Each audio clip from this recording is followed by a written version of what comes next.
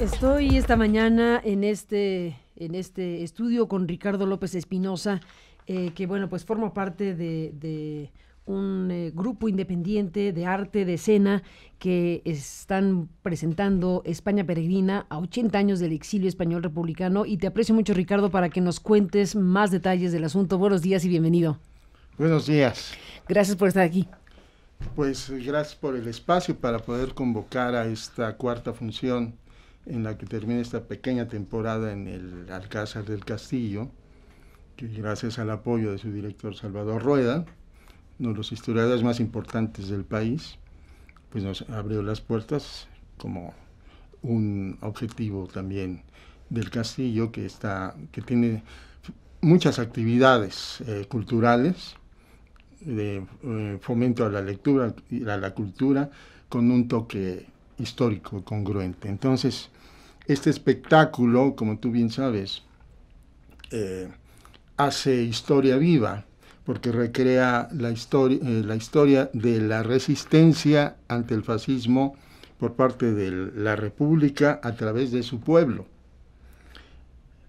Fue una guerra que malmente se llama civil, de una manera tramposa, que es algo de lo que yo quiero rescatar en este año, porque fue un golpe preparadísimo. Desde el 31, las fuerzas de derecha tocaron la puerta de Mussolini, que los conectó con Hitler. Y lo que estuvo en juego fue decisivo, ¿no? Fueron las libertades de la ahora llamada sociedad civil. Te propongo una cosa, Ricardo, porque el tiempo se nos agotó. Claro. Entonces, te propongo que terminemos este programa en vivo porque ya no hay manera de seguirlo. Vamos a presentar el resumen final. Danos los datos de en dónde, cuándo y a qué hora se van a presentar. Eso es importante. Y te propongo que terminando este programa sigamos conversando para grabar esta conversación, la segunda parte de la conversación. Perfecto. Y ya podemos ampliar el tema con mayor énfasis. Y si quieres, cuéntanos los datos exactos. Muy bien, los datos exactos. Generalmente invitamos a personas ligadas a esta memoria a participar después del espectáculo, sí, en un conversatorio, y en esta ocasión van a participar José Giral, el ingeniero químico José Giral, nieto del ministro que autorizó la entrega de las armas al pueblo, lo cual me parece decisivo porque si no, no hubiera existido nada, hubieran fusilado a todos. Ese era el aplastamiento era lo que estaba en la mente no solo de Franco, sino del alto mando alemán. Va a estar Elena Climent, que va a hablar acerca de su padre, que estuvo en el pabellón español de la Feria de París, donde se inauguró el Guernica.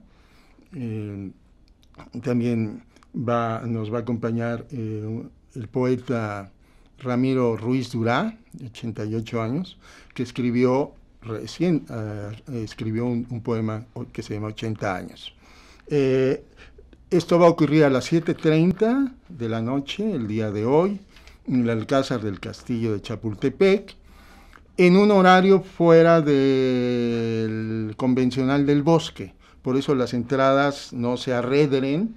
Las entradas son especiales por Pedro Antonio de los Santos, a la salida del metro a pie, y por las esquinas que hacen el Museo de Arte Moderno y el Centro de Convivencia Infantil. Esa es la entrada para 7:30 de la noche. 7:30 de la noche, el día de hoy. Y el secretario de Cultura, Alfonso Suárez del Real, va a asistir para hablar acerca de toda esta tradición de la Ciudad de México como ciudad refugio. Claro, el abrir las puertas al exilio republicano es el más amplio y numeroso, pero también estuvieron abiertas para el chileno, el argentino, para poetas como Andrés Eloy Blanco, ¿no? Sin duda, bueno, está hecha la invitación para las personas que quieran acudir al Alcázar. Que es entrada libre. Que es entrada libre, que es importante decirlo. Sí, esto es de frente a la gente. Como nació la Casa de España, las actividades y el Ateneo Español se hacían hacia la gente, ¿no? Entrada libre hoy 7:30 Alcázar de Chapultepec. Y bueno, Ricardo López Espinosa, nos estás contando los detalles. Retomamos la conversación con Ricardo López Espinosa, que está, bueno, pues hablando de España peregrina. Se cortó la conversación porque se acabó el tiempo en la primera parte de la entrevista y prometimos seguir conversando para que el público ahora en este momento pueda escuchar con mayor amplitud, pues sí, el alcance de la experiencia escénica precisamente de España peregrina en estos 80 años del exilio español republicano. Gracias, Ricardo, nuevamente por estar aquí para conversar. Pues sí. Este espectáculo pues ya tiene un largo recorrido y reaparece sobre todo en conmemoraciones como esta, ¿no? Y creo que estos 80 años está todavía más vigente y vivo que hace 10, porque el franquismo sigue vivo. Ahí está el Partido Popular, ha sido gobierno, son abiertamente neofranquistas, tanto Mariano Rajoy como José María Aznar. Y aparte, pues ya han surgido entes que más cavernarios, ¿no? Como Vox, que puso a temblar a todos. A mí me llamó mucho la atención el dirigente hablando del feminazismo, ¿no? O sea, se llegan a incongruencias detestables, ¿no? Parece que no se ha aprendido nada en todo este tiempo. Y bueno, pues el espectáculo recrea toda esta historia de una guerra que yo sigo llamando malmente civil, porque no he conocido históricamente otra lucha en la que esté tan involucrada la poesía, que se convirtió literalmente en arma de lucha.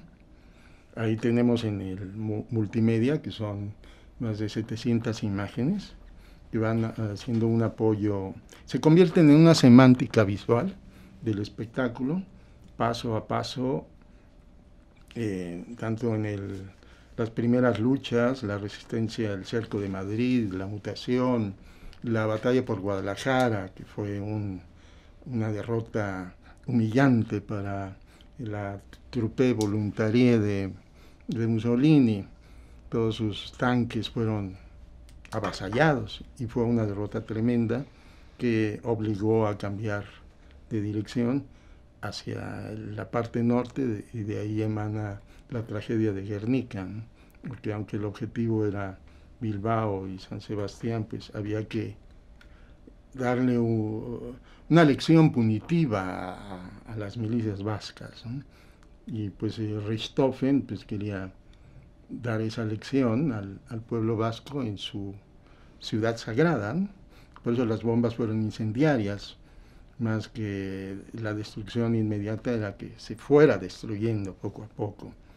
Y en ese sentido, pues ni los falangistas, ni los fascistas, ni las huestes nazistas involucradas en la Luftwaffe titubeaban. Franco fue el escogido de los 4 generales, porque el general Mola perdió la vida muy sospechosamente, porque Franco estaba dispuesto lo declaró, a fusilar media España. A costa de todo, ¿no? Por eso, muy al principio, también fue favorito de muchas otras potencias, ¿no? Roosevelt apoyó directamente a Franco económicamente, ¿no? En los momentos más cruciales también los intereses geopolíticos y económicos se imperan, ¿no? Entonces, bueno, contamos esta historia a través de la poesía de Machado, de Miguel Hernández, de César Vallejo, de Rafael Alberti, de León Felipe y Ángela Figueroa Aymerich, personajes que fueron protagonistas en esta resistencia. Algo que yo quiero ponderar es el valor inestimable de que no haya ocurrido una ocupación inmediata como estaba previsto, que se haya dado lo que se llamó la mutación y se haya resistido 3 años. En Madrid casi sin habituallamiento, sin armas, con el puro empuje de la casta, de la convicción, de lo que estaba en juego. Todavía, por eso, todavía sigue viva y sigue admirando y sigue alimentando la esperanza de lo que estaba en juego, ¿no? Recién estrenaban su libertad muchas provincias, porque sí fueron años de un yugo opresor tremendo, ¿no? Y la gran diferencia que había entre el campo y las ciudades, ¿no? Y que se manifestó en los primeros momentos en los fusilamientos masivos que se hicieron de todos los funcionarios, hasta el más pequeño que servía al gobierno republicano, eran masacrados inmediatamente, ¿no? Entonces, esos 3 años me parece que fueron un gran desahogo para detener el proyecto nazista y permitir a Stalin, que después lo concretó en el pacto de no agresión, y que inmediatamente generó la economía de guerra porque sabían lo que se venía perfectamente. Entonces, yo creo que hubiera sido terrible que la República hubiera sido aplastada de inmediato como estaba previsto. Los cuerpos diplomáticos estaban a las afueras de Madrid esperando a que entrara Franco para regresar a sus oficinas, y eso no ocurrió. Después de un avance inmediato, al llegar a Ciudad Universitaria no se avanzó en 3 años. Eso se dice fácil, pero habría que estar en los zapatos de esas personas que todavía en España Peregrina, en las invitaciones que hemos hecho, han estado gente que lo vivió, como la maestra Carmen Parga, que estuvo los 3 años en Madrid, después sufrió los bombardeos en Moscú, hasta llegar a Uzbekistán, y ella seguía firme en sus convicciones, ¿no? No empantanada en el tiempo, ¿no? Sino esas convicciones teniéndolas en el momento actual, ¿no? Tuvimos también en alguna ocasión al maestro Federico Álvarez Arregui, que estuvo en Guernica buscando familiares. Entonces, lo que hace el espectáculo también es que aquella persona que lo presencie, sepa de esta historia o no, se ponga en los zapatos de estas personas, ¿no? Porque tuvieron que salir al exilio bajo el riesgo de perder la vida si se quedaban, ¿no? Es este 15 de agosto a las 7:30 de la noche en el Alcázar de Chapultepec, que es la invitación que hiciste. Valdría la pena para quienes están escuchando esta segunda parte de la conversación, Ricardo López Espinosa, que recuerdes o vuelvas a decir quiénes van a participar. Que lo dijiste en la primera parte cuando cerramos el programa. Sí, vivo. De inmediato quiero hablar del elenco, de quienes van a participar para pasar a los invitados. Participan en la lectura, el canto y la guitarra Nati Lomas, cantante de Ciudad Real, la ciudad del Quijote, que se autoexilió en México porque el franquismo que le tocó vivir de niña y de joven, pues no le permitía desarrollarse, entonces decidió venir a México. Participa Nuria Rubio, una de las mejores bailadoras de flamenco en México, pero de gran ductilidad que le permite interpretar también contemporáneo. Aquí hay 2 coreografías de flamenco, un cuadro que evoca la muerte de García Lorca a través de la elegía de Miguel Hernández, y una subida, ese es uno de los términos en donde el zapateo va subiendo, hasta llegar a un clímax demoledor. En la guitarra está Raúl Mandujano, y hoy se nos integra un guitarrista de Granada, Jerónimo Povedano. Yo estoy en la lectura y el violín, y bueno, pues también inventé este espectáculo, ¿no? Que es parte de los 17 que tenemos de poesía, música y danza, pero este en especial cuenta esta historia, ¿no? En noviembre, pues, presentaremos el de Zapata. A ver, adelanta un poco. Sí, en el 2010, sin tener no quise irme a la cargada del Bicentenario, pero finalmente sí hice dos cosas. Una, un espectáculo sobre Bolívar, que es ciudadano mexicano honorario por instancias, cabildeo que hizo Fray Servando Teresa de Mier, a quien estuvieron a punto de darle el mando del ejército trigarante cuando la independencia no iba para ningún lado. Esa fue una iniciativa del gobierno de la Embajada de Venezuela, y apareció la coyuntura de ser, bueno, el centenario de la independencia. Dije, bueno, Zapata, porque Zapata fue el único proyecto.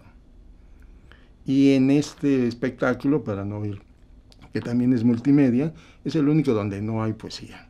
Es narrativa de John Womack, de Fernando Benítez,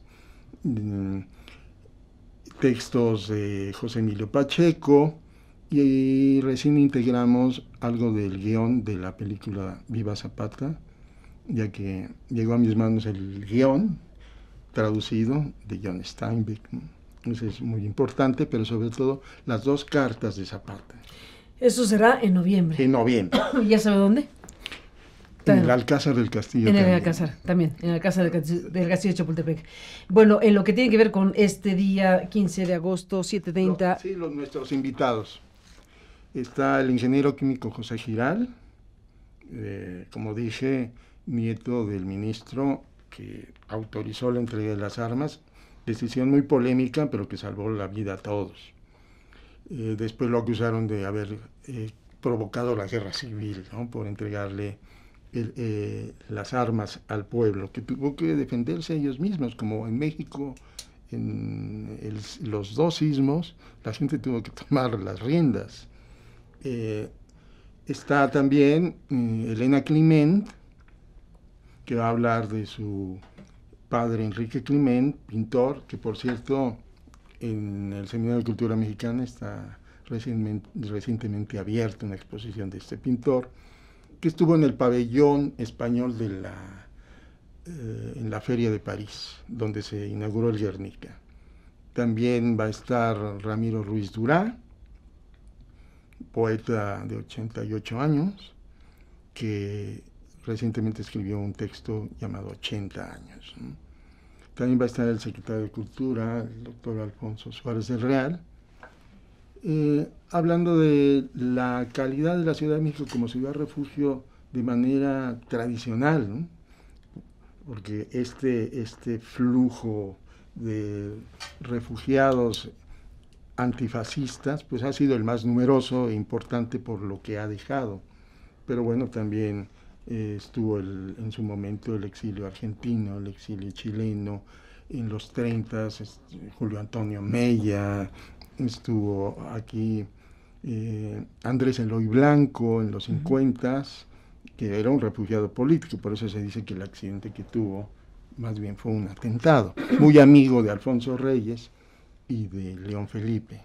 Entonces, en esa época confluían en un lugar que se llamaba el Topinamba, Luis Cernuda, León Felipe, Pedro Garfias.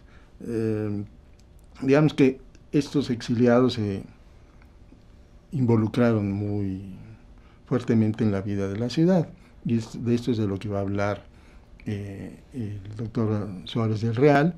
Si tiene tiempo de arreglar toda su agenda, estará el maestro Fernando Serrano Migallón. Y cuando se dan estas participaciones, que es sin nada por escrito, que es el valor testimonial que yo trato de rescatar, pues se dan sinergias muy variadas y que rebasan muchas veces lo que yo tengo contemplado, ¿no? Obviamente. y se vuelve entrañable. Entrañable va a ser sin duda lo que ocurra en el Alcázar en esta fecha 2019, y te aprecio mucho, Ricardo López Espinosa, como director de arte independiente, que es quien ha desarrollado esta puesta en escena y que será presentada en este día, en este lugar. Gracias, Ricardo, por estar aquí para contarlo. Podría terminar con 2 líneas que ejemplifican la posición que en la óptica del doctor Sánchez Vázquez, que estuvo en la batalla del Río Ebro, uno de los filósofos más importantes que ha dado la filosofía de la estética marxista. Decía él: al cabo del largo periplo del exilio, escindido más que nunca, el exiliado se ve condenado a hacerlo para siempre. Pero la contabilidad dramática que se ve obligado a llevar no tiene que operar forzosamente solo como unos números, podrá llevarla como suma de pérdidas, desilusiones y desesperanzas. Pero también, ¿por qué no?, como suma de 2 raíces, de 2 tierras, de 2 esperanzas. Lo decisivo es ser fiel, aquí o allá, aquello por lo que un día se fue arrojado al exilio. Lo decisivo no es estar acá o allá, sino cómo se está. Y esto me recuerda algo que decía Eduardo Galeano de Raúl Walsh, periodista argentino que prácticamente se autoinmoló. Decía que en él estaba perfectamente conjugada la identidad de la palabra y el acto, hasta sus últimas consecuencias. Pues ahí está, Ricardo López Espinosa, gracias por estar aquí para contarlo. Gracias a ustedes por el espacio.